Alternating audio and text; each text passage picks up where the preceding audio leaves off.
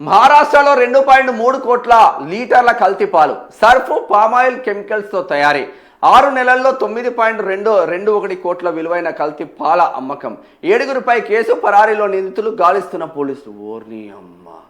శనివారం మహారాష్ట్రలోని సతారా సమీపంలో ఫుడ్ సేఫ్టీ అధికారులు తనిఖీలు చేస్తున్నారనే వార్తలు రావడంతో రోడ్డు పక్కన వాహనాలు ఆపి కల్తీ పాలను ఇలా పారబోసారు.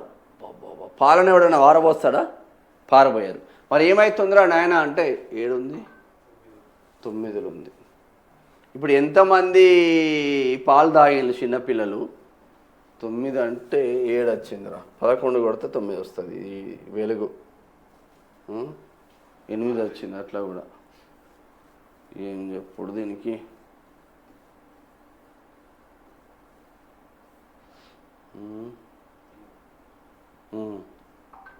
ఇగో మహారాష్ట్రలో 2.3 కోట్ల లీటర్ల కల్తీ పాలు. ఓర్రి అమ్మ. సర్ఫ్ వేస్తున్నాడంట, పామాయిల్ వేస్తున్నాడంట, కెమికల్. ఏం దాగుర్రా? చిన్నపిల్లలు అందరు సర్వనాశనం అవుతారు కదరా.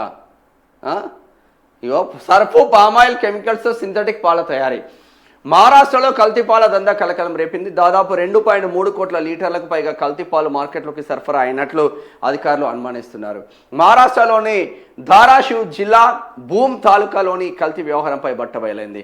పోలీసులు ఫుడ్ అండ్ డ్రగ్ అడ్మినిస్ట్రేషన్ జరిపిన విచారణలో దిగ్భ్రాంతికర విషయాలు వెలుగులోకి వచ్చాయి. ఇక మన తెలంగాణలో కూడా ఉన్నాయి. మనోడేమో ఒక్కనికి సోయలేదు రాజకీయ నాయకులకు, దిక్కుమల్లు. నిందితుల నుంచి స్వాధీనం చేసుకున్న సేల్స్ రిజిస్టర్ను పరిశీలించగా గత 6 నెలల్లో 2,30,470 కిలోల నాణ్యత లేని మిల్క్ పౌడర్ను పాల కల్తీ కోసం ఉపయోగించినట్లు తేలింది. భారీ పరిణామంలో ఉన్న మిల్క్ పౌడర్ను ఉపయోగించి సుమారు 23,04,070 లీటర్ల కృత్రిమ సింథటిక్ పాలను తయారు చేశారు. ఈ పాల విలువ దాదాపు 9,21,62,800 రూపాయలుగా అధికారులు అంచనా వేశారు. కాగా ఈ నెల 11న సతారా జిల్లాలోని దహీవాడిలో ఫుడ్ అండ్ డ్రగ్ అడ్మినిస్ట్రేషన్లో దాడులు జరుగుతున్నాయనే ప్రచారంతో పాల సేకరణ కేంద్రాల నిర్వాహకులు వందలాది లీటర్ల పాలను రోడ్లపై పారబోసారు. ఈ హఠాత్ పరిణామం కల్తీ పాలు విక్రయిస్తున్నారనే అనుమానాలకు బలం చేకూర్చడంతో పాటు వారి అక్రమ వ్యాపార భయాన్ని అధికారులు ముందుంచింది. కల్తీ ఎలా చేశారంటే నిందితులు ప్రతి 100 లీటర్ల స్వచ్ఛమైన పాలలో 10 లీటర్ల కృత్రిమ పాలను కలిపేశారు. ఈ లెక్కన భూమి ప్రాంతంలో పాలు సేకరించే కేంద్రాల నుంచి మహారాష్ట్రలోని వివిధ ప్రాంతాలకు మొత్తం 2.3 కోట్ల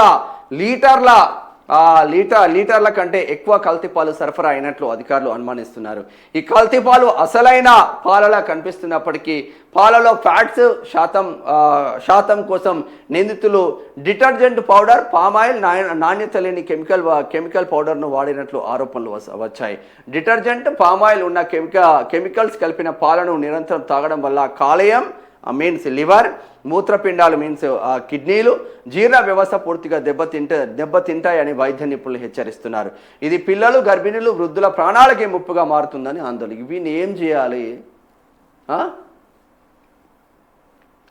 నిందితుల కోసం కొనసాగిస్తున్న వేట. ఈ కేసులో పోలీసులు 7గురిపై కఠినమైన సెక్షన్ల కింద కేసు నమోదు చేశారు. అయితే కేసు నమోదైన 8 రోజులు గడుస్తున్న నిందితులంతా ఇంకా పరారిలోనే ఉన్నారు. వారిని పట్టుకునేందుకు భూమ్ పోలీస్ ఇన్స్పెక్టర్ నేతృత్వంలో స్పెషల్ ఇన్వెస్టిగేషన్ టీం ఏర్పాటు చేశారు. వారి ఆచూకీ కోసం ముమ్మరంగా గాలిస్తున్నారు. ఆహార భద్రత చట్టం